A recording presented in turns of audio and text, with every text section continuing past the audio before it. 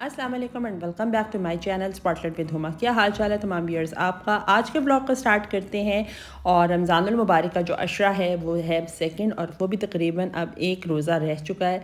तो बस इस एक रोज़े के बाद बिल्कुल आखिरी लास्ट अशरा हो जाएगा और बस यही आजकल रमज़ान की ही एक रूटीन है। आज की वीडियो में भी कुछ डेली रूटीन के छोटे छोटे क्लिप्स होंगे, वो आपके साथ रूटीन के शेयर करूँगी। अच्छा, मैक्सिमम ये होता है ना रमज़ान में कि मॉर्निंग में तो मैं सुबह बिज़ी होती हूँ काफ़ी, और जब मैं आती हूँ तो उसके बाद फिर वही एक सिलसिला नमाज का और फिर ज़ोहर की और उसके बाद कैरी ऑन अफ्तारी की तैयारी और किचन ऑक्यूपाइड। तो मैक्सिमम जितनी मेरे से सीन्स हो जाते थे मैंने कहा वो करके मैं करूँ, लेकिन साथ साथ ये है कि कुछ ऐसी रूटीन होती है कि आपको थकावट भी रोज़े में हो जाती है, तो फिर आपका बिल्कुल हिम्मत ख़त्म हो जाती है, specially when you are doing some other job.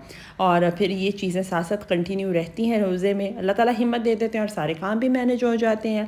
तो फिर आज मैंने कहा चलें फ्रूट चाट बनाते हैं और वो साथ साथ आपके शेयर भी कर लेती हूँ। अच्छा, डेली बेसिस पे तो हम लोग फ्रूट चाट नहीं बना रहे थे, किसी दिन फ्रूट चाट और किसी दिन जो थे चना चाट हो जाती है और किसी दिन फुल्की हो जाती हैं, दही फुल्कियाँ वगैरह इस तरीके से। तो वो बस एक टेस्ट हो जाता है चेंज। लेकिन आज अभी बना रहे थे हमने कबाब चिकन के, तो वो ख़त्म हो चुके थे। पहले तो काफ़ी वेट किया था गैस, और आज गैस भी बहुत देर से आई थी, मैक्सिमम तकरीबन 3 सवा 3 तक आई है। तो उसके बाद पहले तो उसको थोड़ी देर सिलेंडर पे कुक कर लिया था, फिर जब लगा कि नहीं आएगी और फिर आ ही गई तो फिर अब इसको मैंने इसके ऊपर रख लिया था। अब इसकी बस तैयारी है नॉर्मल, वही जिस तरीके से आप करते हैं। इसमें दाल और आलू ज़रूर, आलू बाइंडिंग के लिए, और ये अंडे जो है ना वो बाइंडिंग के लिए मैं करती हूँ, ताकि बाद में फिर आपको अंडे लगाने की ज़रूरत नहीं पड़ती। और जो हरा धनिया है और पुदीना खुशबू के लिए वो भी मैं अभी डाल दूँगी, और फिर मिक्सर में डाल देंगे तो फिर ये चॉप हो जाएगा। और साथ में प्याज जो है वो फ्रेश, या आप ले लें दूसरा सब्ज़ प्याज ले लेंगे, दूसरा प्याज ले लें, वो मैं एंड पे डालूँगी जब मैंने इसको दोबारा से मिक्स करना होगा। और उसी वक्त मैं फिर रेड चिली फ्लेक्स भी शामिल कर लूँगी। और बस अभी कबाब रेडी हो जाएंगे ना, तो फिर सहरी के टाइम चूँकि हम लोग ज़्यादातर यही लेते हैं, अगर किसी ने सालन लेना हो ग्रेवी वगैरह तो वो ले लेते हैं या ऑमलेट ले लेते हैं, लेकिन मैं ज़्यादातर कबाब लेती हूँ। इसलिए मुझे ये था कि इसको बना के ना मैं रख दूँ, ताकि मेरी जो सहरी की एक होती है ना क्रेविंग, वो कंप्लीट हो जाए और सेटल हो जाए। फिर बस ये आखिरी इशरे तक तो इंशाल्लाह ताला हो जाएंगे, और अगर नहीं भी होंगे तो एक राउंड में हो जाएगा। मैक्सिमम इसकी कोई इतने मुश्किल नहीं होते, मुझे बहुत ईजी लगते हैं। तो बस अब इसको शेप देते हैं और फिर आपके साथ दिखाऊंगी। होते बहुत टेस्टी हैं, मुझे बहुत अच्छे लगते हैं। अच्छा, मैंने एक दो दफ़ा ट्राई किया था किसी कंपनी के, मुझे इतने ख़ास नहीं लगे थे, तो फिर मैंने उसी वक्त से मैंने कहा था नहीं, ये घर में ही बनाते हैं, घर में एक अच्छे भी बनते हैं और आपको अपने टेस्ट का खुद का पता भी होता है। तो यहाँ पे देखने चिली फ्लेक्स भी हैं और साथ में मैंने इसमें वो डाल दिया था सब्ज़ प्याज खुशबू के लिए। अब ऑयल को लगाते हैं ट्रे के ऊपर अच्छी तरीके से, ताकि वो नीचे से ना वो ना हो, चिपके ना। तो फिर इस तरीके से कबाब की शेप दे दूँगी।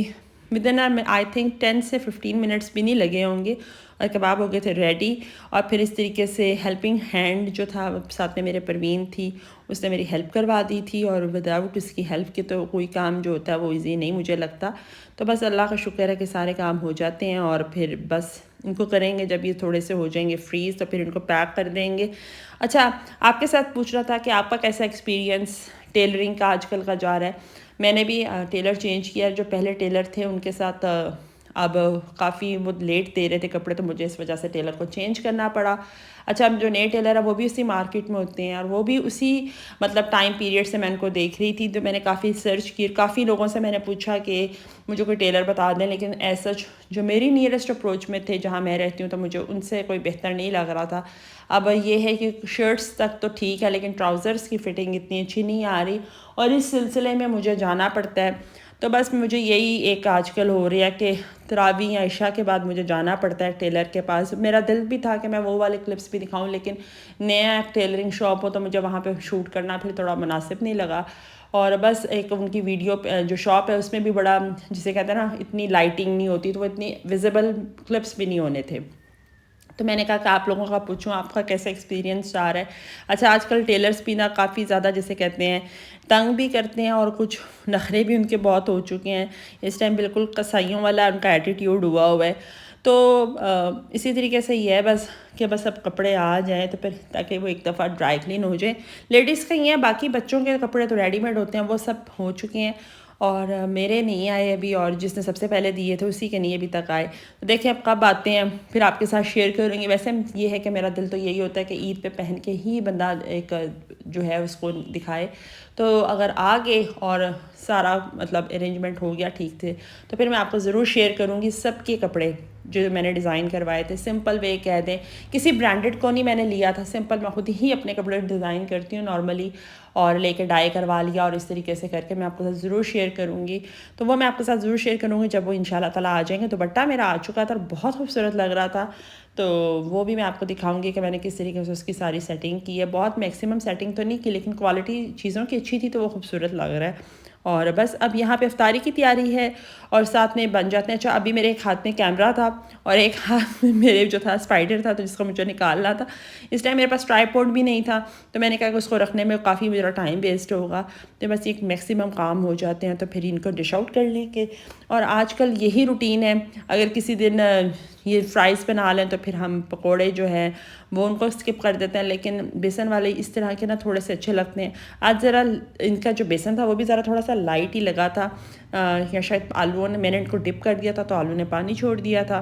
वो पानी से मैंने निकाल के साइड पे किया था, लेकिन फिर भी वो थोड़ा सा बेसन की क्वांटिटी जिसे कहते हैं ना, उसमें कंसिस्टेंसी में थोड़ा सा थिन हो चुकी थी, उसी वजह से उसकी कोटिंग भी लाइट हो गई थी। अच्छा है, बल्कि वो ना कम मिलेगा तो बेहतर होता है। और ये पकौड़े बहुत अच्छे बने थे।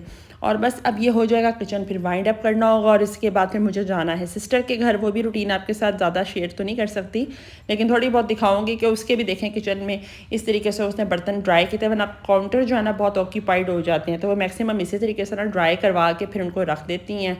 तो ये भी उसने भी किचन की फ्लोरिंग करवाई। मैं कहा चलो लाओ, मैं अपना तो किचन क्लियर कर आई थी, अब मैं ये करती हूँ तुम्हारे साथ। थोड़ी सी किचन की उसकी भी मैंने सेटिंग चेंज करवाई थी, जो टॉप टेबल था उसको हमने जो डायरेक्शन थी वो चेंज कर दी थी। किचन को जब अफ्तारी के बाद अच्छे तरीके से वाइपर इस तरीके से ना लगाया जाए पानी डाल के, तो फिर जिससे कहते हैं ना, ऐसे लगता है जैसे पूरा किचन ऑयली ऑयली सा हुआ है।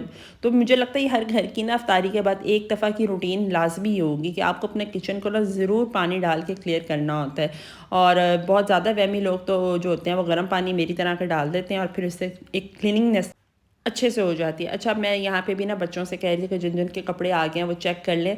अगर किसी का कोई भी इशू है तो वो मुझे बता दें, फिर एक ही दफ़ा जाएंगे। अब जाना भी मंडे को है, क्योंकि अभी तक का तो टाइम इससे दिया भी नहीं है टेलर ने भी।